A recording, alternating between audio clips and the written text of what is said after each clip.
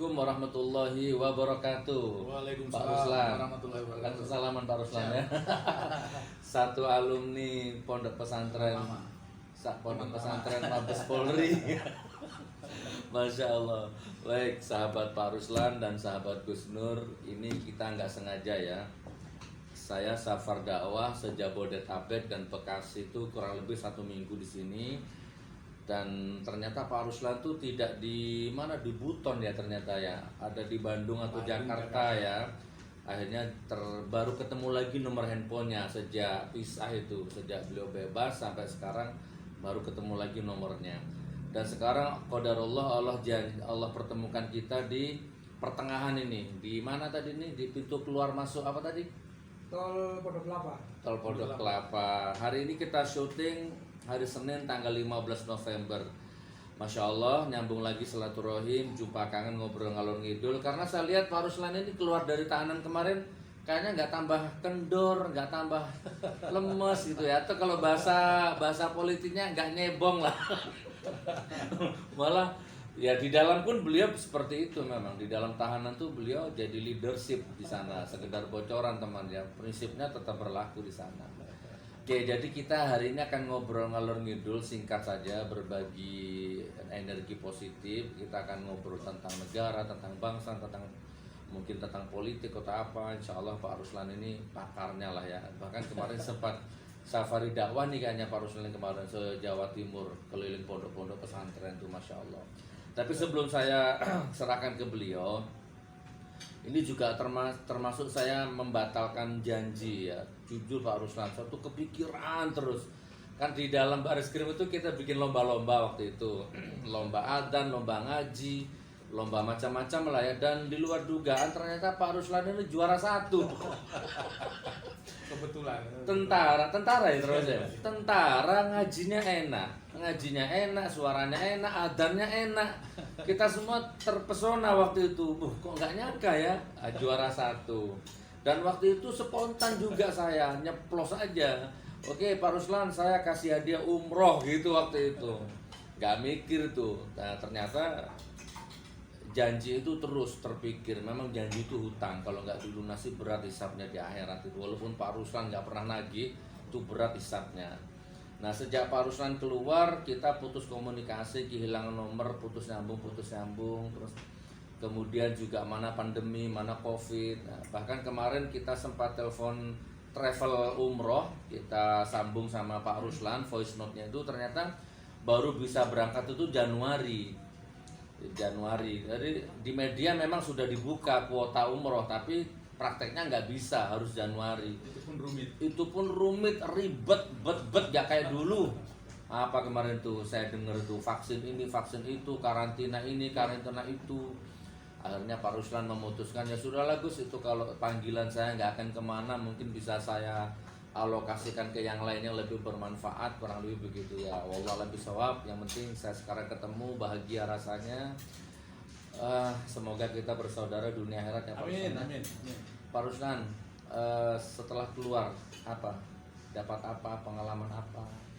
Gimana Pak? Terus melihat bangsa ini bagaimana Pak Ruslan? Yang jelas setelah saya keluar, saya mendapat respon positif dari semua khalayak. Betul. Luar biasa, saya di mana-mana tidak pernah mendapat sebuah kesulitan. Artinya saya yakini bahwa apa yang kemarin saya suarakan itu adalah sangat mewakili daripada suara rakyat. Lebih kurangnya seperti Pahlawan yang disambut ya? Ya, di mana-mana alhamdulillah semua teman-teman sangat mengapresiasi dan memberikan sambutan yang sangat hangat, yang tidak saya bayangkan sebelumnya. Luar biasa. Itu pengalaman yang sangat berharga dan sebuah karunia yang tidak ternilai harganya. Karena persaudaraan, persahabatan dengan siapapun itu adalah suatu hal yang sangat istimewa. Jadi masuk tahanan gagah, dijemput gagah kan waktu itu kan? Masuk gagah, keluar tuh masih gagah ya? Insya Allah. Nggak malu kan? Enggak. Kenapa harus malu? Ya, saya tidak pernah merasakan hina. Masya Allah. Saya yakin Gus Nur pun sama. Insya Allah. Nah, seperti itulah. Bahkan Pak Ruslan malah apa ya? Saya lebih baik divonis mati daripada harus mengakui kesalahan gitu ya. Itulah Pledoinya kemarin. Jadi begini, Gus. Saya selalu kemarin di 10 November saya sempat orasi juga. Hari 10 Hari Pahlawan. Saya memberikan gambaran 4 pahlawan kemerdekaan yang berbeda agama, tetapi cinta tanah airnya, cinta agamanya luar biasa. Saya contohkan yang pertama Jenderal Sudirman. Dalam keadaan beliau sakit, paru-parunya tidak berfungsi, sama Bung Karno diminta untuk istirahat atau penyembuhan di Keraton Jogja. Pada saat itu beliau lebih memilih hidup di hutan dan di tengah-tengah anak buah demi tidak ingin melihat rakyatnya tertindas, demi tidak ingin rakyatnya terjajah. Nah, Jenderal Sudirman, dia seorang ulama, seorang santri yang sangat fanatik agamanya, tokoh Islam, ya, tokoh Islam. Kemudian ada satu tokoh Buddha, namanya Jenderal Gatot Subroto.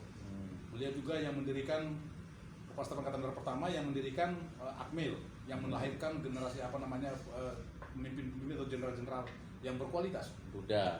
Seorang Buddha. Kemudian ada satu Hindu, I Gusti Ngurah Rai dari Bali. Beliau melaksanakan pertempuran walaupun timpang, kekuatan yang tidak seimbang. Beliau memilih mati sampai habis, perang sampai habis-habisan. Mati bersama rakyat. Iya. Pada saat itu mereka kekuatannya tidak seimbang dengan Belanda. Tetapi beliau tidak mau menyerah. Lebih baik kita mati secara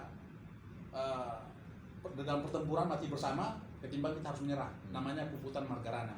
Masya Allah. Itu seorang Hindu, demi merah putih, demi merah putih.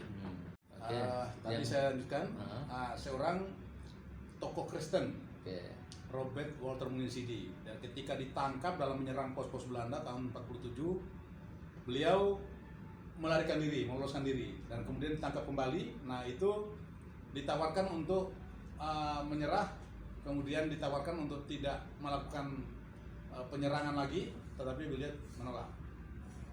Dan dipaksakan untuk melaksanakan mengajukan gerasi pengampunan, tapi beliau pun menolak.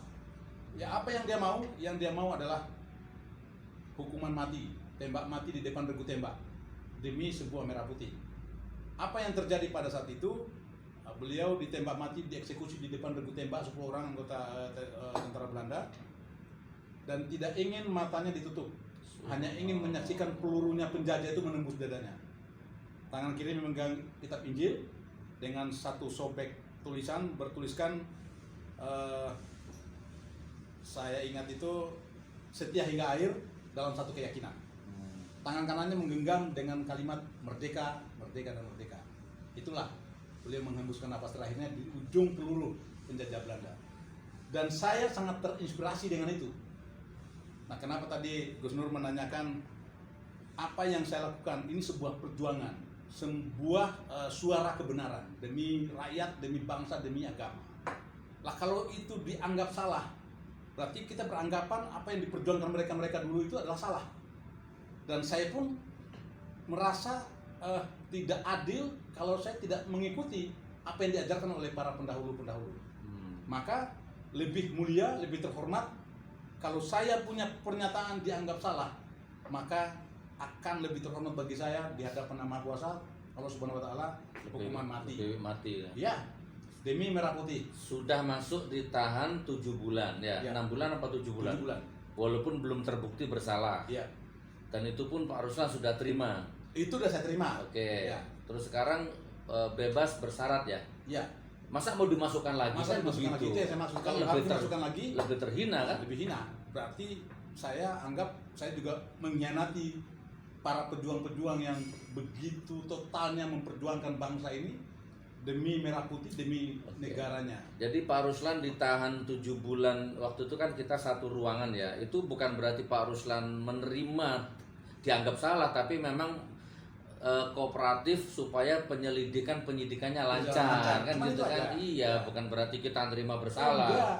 Saya di dalam setiap persidangan saya ingin menunjukkan kepada semua halayak, terutama hakim, jaksa, saya menjadi terdakwa yang baik. Tidak pernah saya protes begini, ngikutin apa maunya mereka. Oke, saya ikuti. Betul. Sebaik mungkin saya lakukan. Betul. Jadi saya Pak Ruslan ditahan itu bukan berarti kami mengakui salah. Enggak. Karena memang kami ngajukan penangguhan penahanan juga nggak dikabulkan. Ya udah ya, alasannya mereka takut kita menghilangkan barang bukti. Padahal barang bukti udah disita semua ya kan. Pak Ruslan agak nyimpang dikit pertanyaannya nih biar rakyat tahu. Pak Ruslan ini kan hutang negara ini kan berapa ini? Sudah tembus ke hampir 7.000 triliun lah kurang lebihnya. Pak Ruslan ikut makan nggak uang itu? Justru itu yang bikin saya bingung. Uang 7.000 triliun yang menjadi beban ya, 6,9 bangsa ini, anak cucu kita sampai generasi keberapa pun nggak akan mampu membayar. Iya, Pak Ruslan ikut kecipratan nggak? Barangkali disogok atau yang saya dapatkan adalah kesulitan. Yang kita dapatkan yang kesulitan. Apa yang kita dapatkan yang enak sekarang itu? Intinya kan nggak dapat duit itu ya. Terus ada proyek-proyek mangkrak apa Pak Ruslan mungkin dapat. Jadi begini Gus, gimana? Saya juga bingung ya. Kita cerita ngobrol santai ya. Iya. Bangsa ini memang titipannya Allah Subhanahu Wa Taala. Karena segala sumber kekayaan alam di dunia ini ada di Republik ini. Tapi kenapa rakyat Indonesia seperti sekarang tidak menikmati kekayaan alam yang ada? Yang menikmati adalah sekelompok orang dengan asing-asing itu. Maksud saya bertanya seperti ini ya, supaya rakyat semua mendengar dan melihat, termasuk menteri presidennya tanpa terkecuali, bahwa Pak Ruslan ini termasuk kami ini kritis, rewel, cerewet, itu nggak ada kepentingan, nggak ada duit di sini. Makan cari sendiri, Gojek bayar sendiri. Mereka yang menikmati duitnya, ya, mereka yang menikmati korupsinya. Kita ini artinya apa? Ya kami ini ikhlas gitu loh, kami ini tulus. Ini mungkin Pak Ruslan di syuting ini datanya beli sendiri, nggak ada yang bokong. Jadi ayo, jangan terus anti NKRI, radikal apa, gitu ya Pak Ruslan. Yang bawa tasbih dibilang radikal, sekarang kenyataannya seperti itu. Iya. Apalagi Pak Ruslan kira-kira. Jadi masih prihatin ya Pak Ruslan ya? Sangat prihatin. Ya kita tentunya berharap pemerintah paham dan segera sadar dengan kondisi sekarang. Kembalilah ke jalurnya sebenarnya supaya rakyat kita tidak menjerit karena semuanya dipersulit. Apa yang kira-kira nggak ada lagi yang enak sekarang itu. Semua sulit ya. Kita kayak ketakutan di negeri sendiri. Mau berbicara begini takut, mau melakukan ini takut gitu. Jadi kebebasan itu hilang sekarang itu. Jadi kita kayak berada di negeri siapa gitu. Iya ya. Iya ya. Iya. Giliran kita dilaporkan sekarang, besok diproses. Iya, cepat sekali. Giliran mereka kita laporkan nggak ada kabar ya. Ya Allah. Pak Ruslan tentara, Masya Allah. Iya ya. Masih aktif Pak Ruslan? Udah enggak. Oh, sudah. Udah enggak. Memang konsekuensinya lah. Konsekuensi. Nggak perlu disesali itu masa lalu. Betul Pak Ruslan. Masya Allah. Masa lalu. Pasti ada hikmahnya nanti Pak. Insya Allah. Pasti ada hikmahnya. Closing statement Pak Ruslan, ada yang mau disampaikan Pak Ruslan untuk rakyat, untuk pemimpin atau untuk apalah siapalah? Begini Gus, saya selalu dimanapun saya berbicara dengan teman-teman, selalu saya ingatkan bahwa jangan terlena. Untuk rakyat Indonesia jangan terlena, tetap ikuti perkembangan dan yang paling penting jangan pernah mau terjajah. Yang ketiga kali cukup penjajahan VOC Belanda sama Jepang, jangan ada lagi penjajah-penjajah yang lain, apalagi datangnya penjajahan itu dari bangsa sendiri. Ini yang harus kita hindari, dan kalau itu terjadi, apalagi niatnya untuk menggantikan bendera merah putih, menggantikan dasar-dasar negara, berarti harus bersatu semuanya. Jangan mau negara kita dilepas oleh kepentingan sekelompok orang. Jangan salah sasaran lah, jangan malah kita yang dimusuhin. Kita ini berjuang untuk ente, untuk Anda, untuk rakyat. Jangan malah dimusuhin. Kita ini dinyinyir, tapi yang nyinyir kita ya paling bangsa-bangsa buzzer lah ya. Bangsa buzzer, enggak segelintir orang. Kaum buzzer aja lah. Video-video yang memuat tentang wawancara kita dan sebagainya, kan lihat komentar-komentarnya netizen itu rata-rata positif semua. Kalaupun ada muatannya 1-2 ya itu aja. Iya. Sering sekali kita buzzer-buzzernya itu aja. Ya Allah. Pak Ruslan sekarang sudah punya channel sendiri ya? Ada channel main-main lah. Coba nggak apa-apa, kan kita butuh semangatnya nih. Apa Pak Ada Ruslan? channel RB Sang Merah Putih. RB Sang Merah Putih. Apa itu? Ruslan Buton Sang Merah Putih. Sang Merah Putih. Like, comment, share, dan subscribe.